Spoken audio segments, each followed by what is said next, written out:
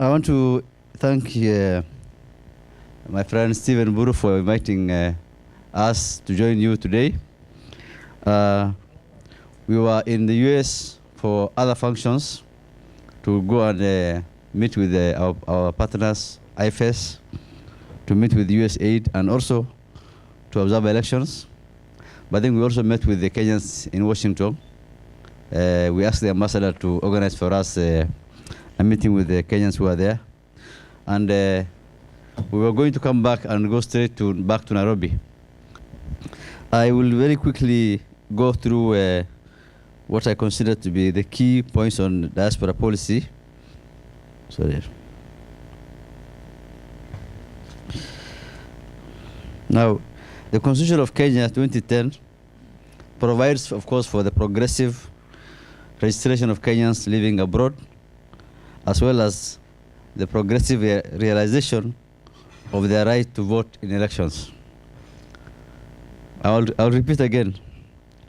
The Constitution of Kenya provides for the progressive registration of Kenyans residing abroad, outside Kenya, as voters, as well as for the progressive realization of their right to vote in elections. Now, progressive has been defined in the Oxford Dictionary as gradual, and certainly is not quickly. It's actually the opposite of quickly. Now, why I'm saying this is because I'm going to come back to our problems with the diaspora, and why we could not allow you to vote last elections. When the Constitution was enacted in 2010, and this provision was put there, we had to make efforts to allow Kenyans living abroad to vote. The Commission published regulations. We consulted with the Ministry of Foreign Affairs. We looked at the international best practice. By the year 2007, there were 115 countries in the world which allowed for diaspora voting. And out of these, 28 of them were in Africa. So in the whole world, 115 countries allow for diaspora voting. There are people living outside to vote. And 28 of these countries are in Africa. But a lot of these countries do not allow their diaspora voters to vote for all elections.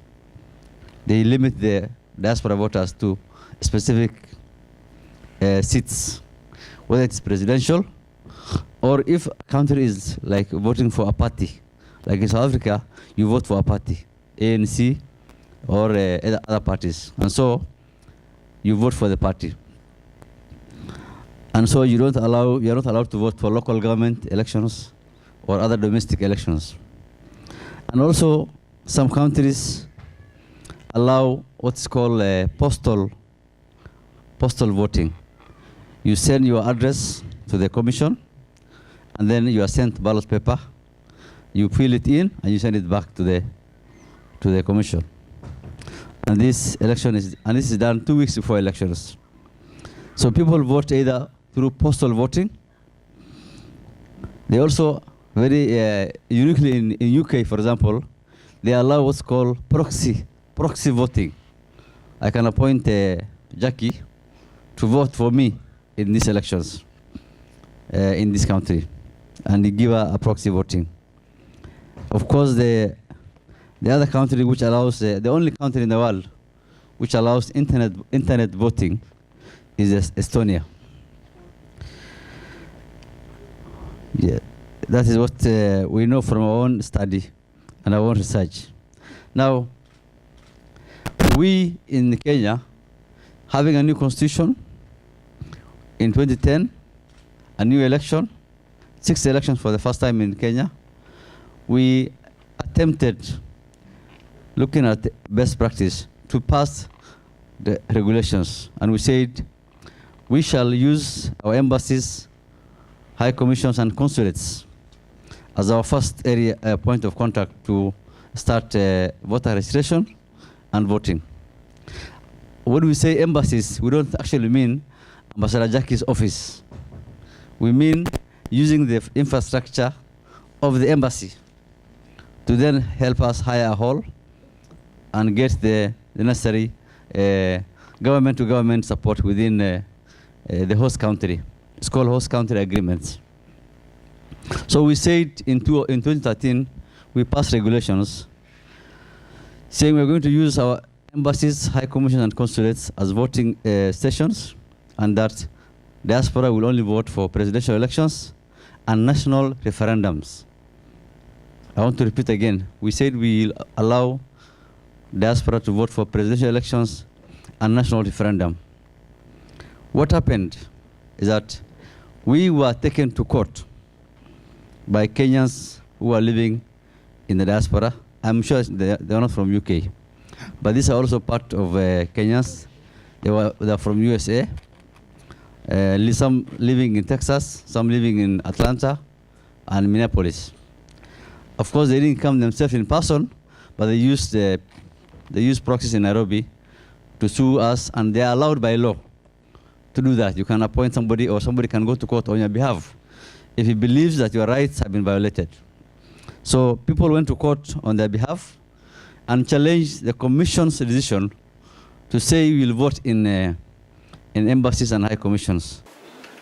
So we got a communication from the cabinet that the cabinet decided, this is now last 2012, that we should not do voting for diaspora, but we should wait for 2017. But we went back and engaged with government and said, we need to start somewhere. We can't just say no. And so we pushed and lobbied and talked to government and parliament and got funding to do and started in East Africa. So we opened voter registration and voting in Uganda, in Tanzania, including where we had a consulate in Arusha, in Zanzibar and Dar es Salaam, in Burundi and Rwanda. And Kenyans there voted in the embassies and our consulates. Of course, some of the embassies were very small, so we used the embassy to hire for us. We paid, of course, to hire for us the venues to do this work. Now, this year, late last year, the same diaspora again went back to court and said the Commission's policy of restricting us to vote for presidential and referendum is again violating our rights. We want to be allowed to vote for all the 6 elections in Kenya. So you member of the county assembly, member of parliament, women rep, the senator, the governor, and the president. 6 elections. So the High Court dismissed the application by the diaspora and said that's not practical. The Commission should, policy is correct. We should allow them to go ahead with this plan. Now, some few months ago, the Court of Appeal, they appealed. Again, they appealed to the Court of Appeal against the High Court decision. And the Court of Appeal, 3 judges were sitting, 3 of them, but by a majority of 2 to 1, decided that indeed, according to the Court of Appeal, the Commission violated the rights of the diaspora by restricting their rights only to presidential and the referendum. And therefore, the Court of Appeal decided that we should allow diaspora to vote for all 6 elections in Kenya.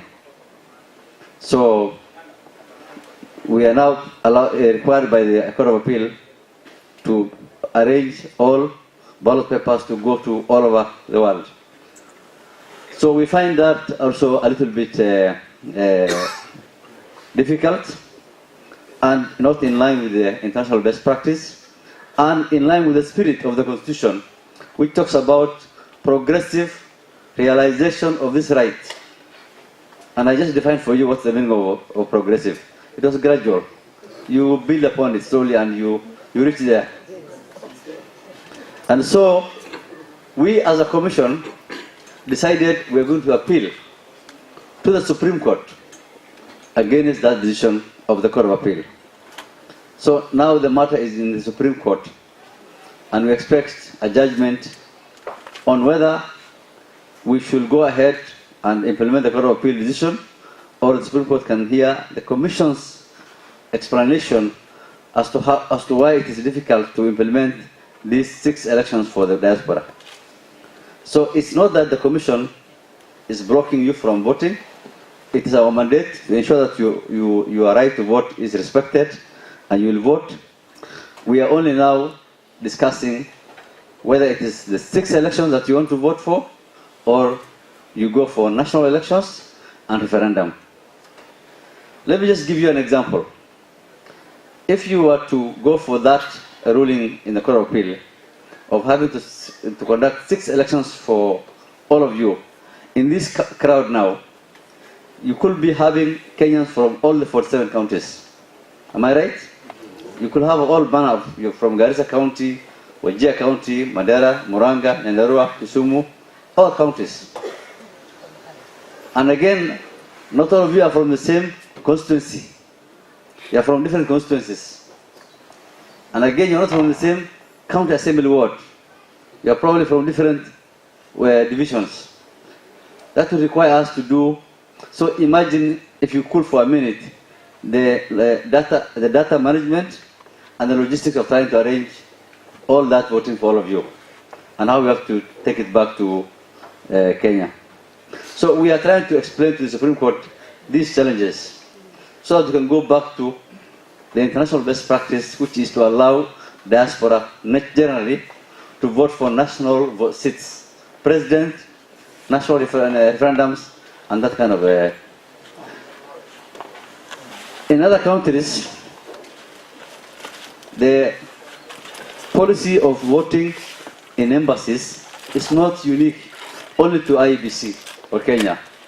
Other countries in Africa allow their diaspora to vote in embassies. In Kenya, we always give ballot boxes to Rwanda, to Egypt, to Sudan, to Botswana, South Africa, whenever they hold elections, because they do it in their embassies. And so, it's not something unique when we say, this is what we want to also do. But I also understand, as a commission, we understand, during voter registration, it may be difficult to restrict people to only the embassies, or the town where the embassy is located.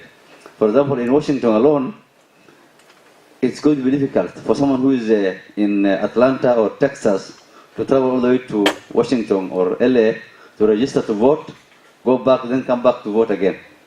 So we have said if we could get enough support and funding, we could be able to go to major towns during registration. But during voting, we again go back to those 3 the missions and the high commissions and the consulates.